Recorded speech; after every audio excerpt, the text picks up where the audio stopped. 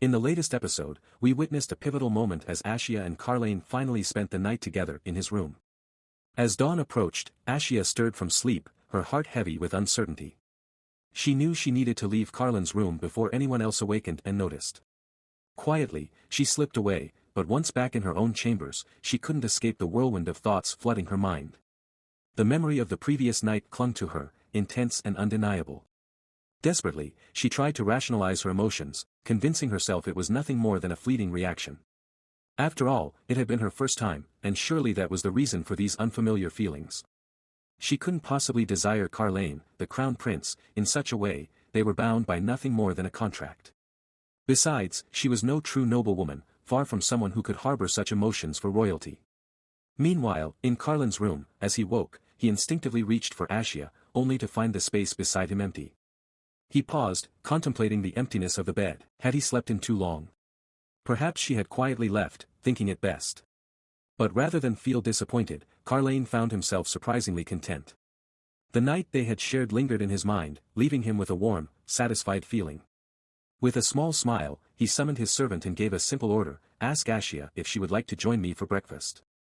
Carlisle was in a state of elation, already imagining how he would greet Ashia when they met again for breakfast. However, the moment Ashia arrived, his excitement was met with confusion. Her demeanor was painfully formal, as though the intimacy of the previous night had never happened. Carlisle felt a surge of bewilderment. Why was she acting so cold and distant all of a sudden? As they sat down to eat, the tension simmered between them. Ashia, noticing his discomfort, broke the silence, asking if something was wrong. Carlisle, masking his frustration with a smirk, shot back, does it look like there is? Her response only deepened his confusion. You've barely touched your food, she observed, so I wondered if something unpleasant happened yesterday at the banquet that's bothering you. Sarcastically, Carlisle replied, actually, there was a woman at the party who asked to spend the night with me. To his astonishment, Ashia, completely missing the sarcasm, apologized sincerely. I'm sorry I made you miss that opportunity, she said, her tone devoid of jealousy or anger. Carlisle was left dumbfounded, torn between whether she was pretending not to understand or if she truly was this oblivious to what he meant. The growing frustration within him only intensified when he decided to inform her of his plans for the evening. I'm calling Cecilia and Dorothea to join us for dinner tonight. I hope you don't mind, he said, almost daring her to react. But to his dismay, Ashia simply responded, that's fine, without the slightest hint of protest or emotion. Carlisle's annoyance reached its peak. She was unbothered, unshaken by the idea of him spending time with other women. He abruptly stood up, unable to suppress his frustration any longer, and walked away, leaving Ashia at the table, still as composed as ever. Later that day, Dorothea and Cecilia approached Carlisle with smiles, congratulating him on his hard-earned victory in battle. Carlisle returned the smile, but his mind remained consumed with thoughts of Ashia, who still behaved as though nothing and no one, including them, mattered to her. Her serious demeanor, as if she were still preparing to face the barbarians head-on, gnawed at him. Breaking the silence, Cecilia turned to Ashia with a condescending smile. It must have been terrifying for you.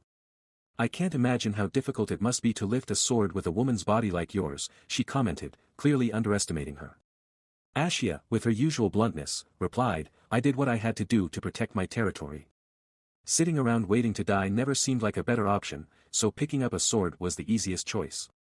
Cecilia, undeterred by Ashia's sharp reply, added with a smirk, well, I'm sure it must have been much more comfortable this time, considering His Highness Carlisle led the battle. After all, how could you lose with him by your side? Carlisle's thoughts darkened. He knew Cecilia hadn't seen Ashia on the battlefield. She didn't understand the gravity of Ashia's role. Ashia's eyes flashed with annoyance, and she raised her voice, You're right, Cecilia. If Prince Carlisle had been here from the very start of the invasion, Pervaz would have been in far better shape. Sensing the tension escalating, Carlisle decided to intervene before things could spiral further. With a calm smile, he shifted the conversation, saying, as everyone knows, the barbarian attack on Pervaz was orchestrated by the Empress. For that, I'm sorry, Ashia. Then, his tone softened, and he added something more personal. But I don't regret this last battle for a second. It never crossed my mind that we would lose, because for the first time, I felt I could trust my back to someone else. His eyes met Ashia's. I want to formally thank you. I've never had a partner on the battlefield like you, and I'll cherish the memories of this battle for a long time. Ashia's stern expression shifted instantly, her face brightening with a warmth that hadn't been there before. Meanwhile, Cecilia's face darkened as she watched the interaction between Carlisle and Ashia. After the meal, everyone began to take their leave. Just as Ashia was about to step away, Carlin's voice stopped her. "You're leaving already?" he asked, his tone light but with an underlying curiosity. Ashia gave him a soft smile and replied, "I just wanted to get some fresh air." Stepping outside to the palace porch, Ashia found herself alone, sitting quietly as the night breeze brushed against her skin. She had done her best to act as normal as possible during dinner, but now, in the quiet, she couldn't help but wonder, did she look as awkward and out of place as she felt? Her mind raced with doubt, and for the life of her, she couldn't understand why she was constantly so aware of Carlisle. Even at the dinner table, his words weren't harsh or inappropriate, yet they lingered with her, twisting her emotions in ways she couldn't grasp. She thought about the women at dinner, Cecilia and Dorothea.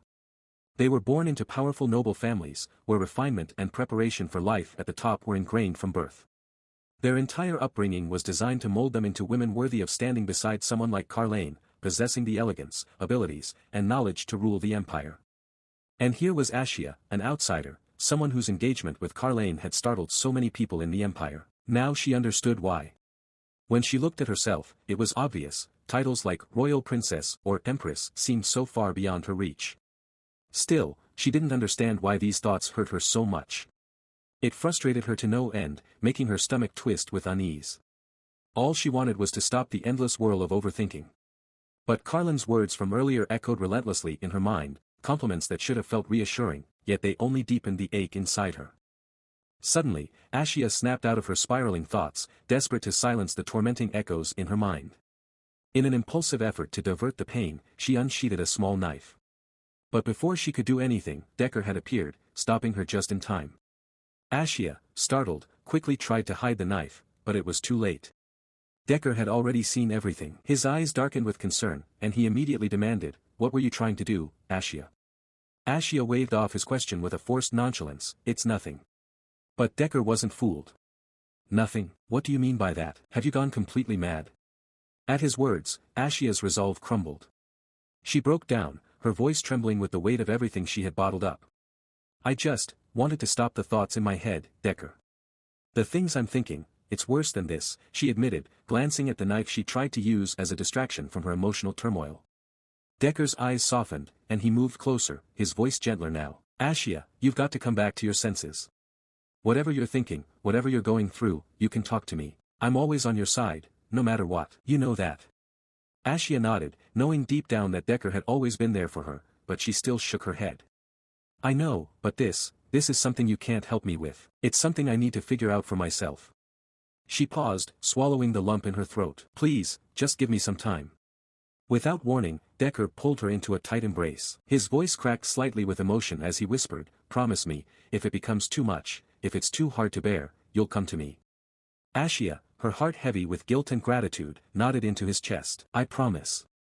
Unbeknownst to them, a figure stood hidden behind a tree nearby, silently watching the entire exchange. Carlisle. His face twisted with a mix of disbelief and anger as he watched Decker hold Ashia so closely. Now, everything seemed to make sense in his mind. It was clear to him, Decker and Ashia were involved. "That's why she's been acting so distant," Carlisle thought bitterly. They must have been lovers for a long time but kept it hidden. In his mind, the pieces began to fit together. Maybe I'm the reason they were separated. And now, she's had to be with a man she doesn't love. His heart heavy with the idea that Ashia had no real feelings for him.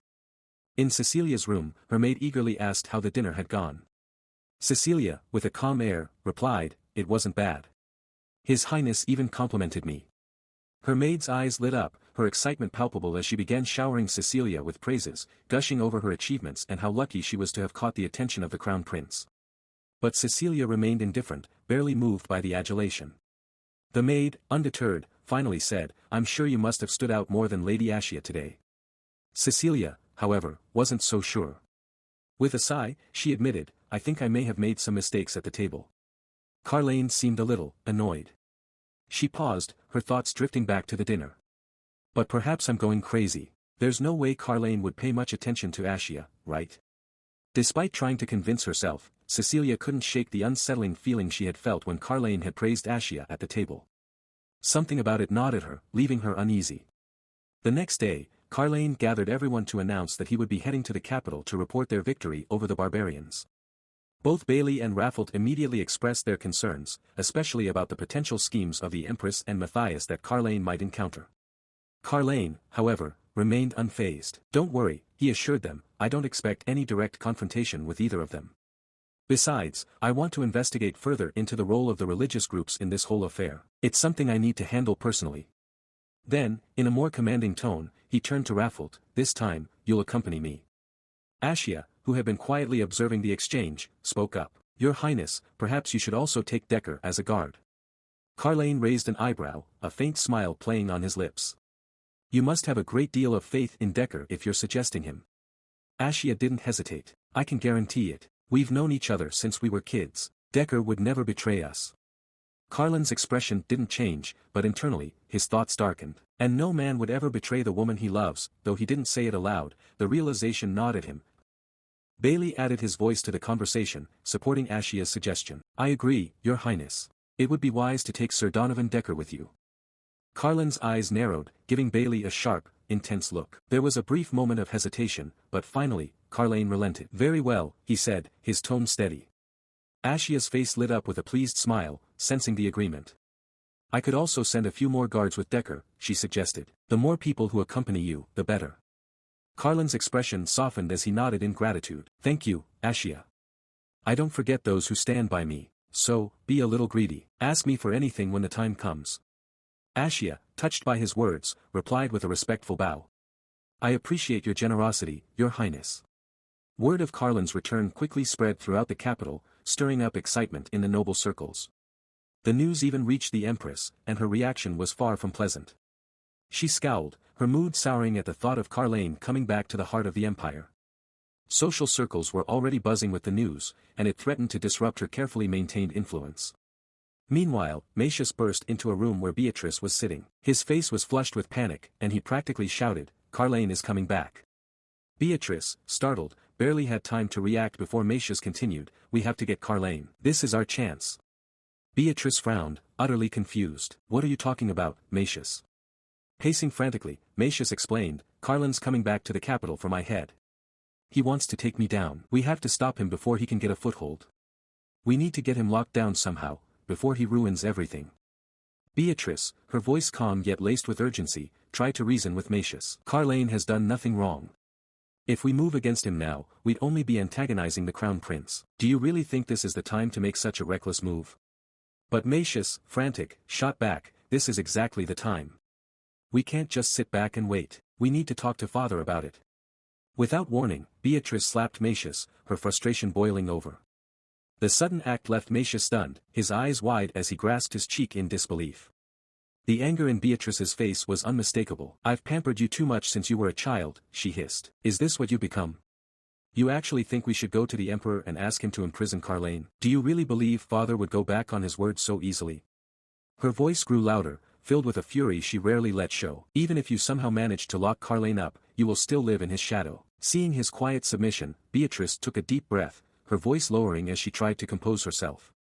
"Why do you obsess so much about war, Marries? Haven't I promised you time and time again that I will protect you? You don't need to keep fixating on this." Marries, his voice quieter now, replied, "I took the military preparation course. I heard the stories of the men who went to war, how they fought the invaders." Beatrice's face softened, though her eyes remained calculating. "If that's what concerns you," she said smoothly, "I'll make sure you never have to take that course again. Leave it to me." At her words, Marries' face brightened with relief. "Thank you, Beatrice," he said gratefully, before hastily taking his leave. As soon as the door closed behind him, Beatrice's expression shifted from calm to cold. She called for her servant. "What was the name of the drug you mentioned last time?" she asked. "The drug is called Dare Toxin, Your Highness," the servant responded. "And its side effects? Taking large doses over a prolonged period can lead to mental instability, though it won't cause death," the servant explained. Beatrice nodded slowly, her lips curling into a dark smile. "Make sure Matthias takes it regularly from now on." The servant bowed, acknowledging the sinister order. A few days later, Carlane and his entourage finally reached the grand entrance of the capital. Staring at the towering gates, Carlane remarked quietly, "The smell of the capital, it hasn't changed." Decker, walking beside him, looked puzzled. "What does it smell like?" Carlane gave a wry smile. "It smells like betrayal and conspiracy," he replied, his tone dark and layered with meaning. Still confused, Decker tilted his head. I don't get it. Carlisle sighed, shaking his head. You wouldn't. It's something you can't sense, especially not if you've only lived in a place like Pervaz. As they continued through the bustling streets of the capital, Carlisle's thoughts drifted back to the last time he had left this place, just a year ago. Back then, every step had been driven by bitterness and the burning need for revenge. Even though Ashia had only tried to save her territory, he had carried the weight of resentment. But during his journey back to the capital, passing through the impoverished outskirts and ruined towns, Carlisle's perspective had started to shift. He now realized that if he became emperor, there would be countless issues he would have to address, far more than just personal vendettas. Arriving at the palace, standing before the throne, Carlisle respectfully recounted the details of their victory in Pervaz. We annihilated the barbarian forces attacking from the borders, Carlisle said, his voice steady. The perimeter is secured once again. The emperor, lounging on his throne, barely reacted. His face remained impassive, neither pleased nor displeased. Carlisle, standing tall and composed, continued to address the emperor with reverence, his voice carrying the weight of sincerity. We fought in your name, your majesty, and for the glory of the empire. It was your words, the last ones you spoke to me before I left, that guided me on the path to victory. I finally understood their deeper meaning. The emperor, raising an eyebrow in mild surprise, observed his son closely. It seems you've grown up now, Carlisle, he commented, his tone neutral but with a hint of approval. Carlisle nodded respectfully. It's only been a year, but in that time, I've come to realize the path I must walk as the crown prince. The lessons I've learned are all thanks to you, your majesty. The emperor's gaze sharpened slightly. It is true, Carlisle, that you must atone for your past mistakes. However, he paused, as if weighing his words, it has only been a year. I cannot yet say if you are worthy of reclaiming the title of crown prince. Not yet. Carlisle bowed his head, fully accepting the challenge. I understand, your majesty. I will prove my worth, and when the time comes, you will see my commitment to the empire. That is my promise. The emperor's expression softened into something close to pride. You speak with conviction, Carlisle. In that case, is there something you desire? You've returned victorious, surely, there's something I can grant you. Carlisle smiled, though with a tempered humility that was new to him. It's been quite some time since I last stood in this palace. I've missed the taste of good champagne, the sweet scent of celebration in the air. If it pleases your majesty, a simple victory banquet would be more than enough. The emperor chuckled, clearly pleased with Carlisle's request. A victory banquet, is it? Consider it done. You've earned it. As the conversation carried on, Beatrice sat quietly beside the emperor, her anxiety growing with every word Carlisle spoke.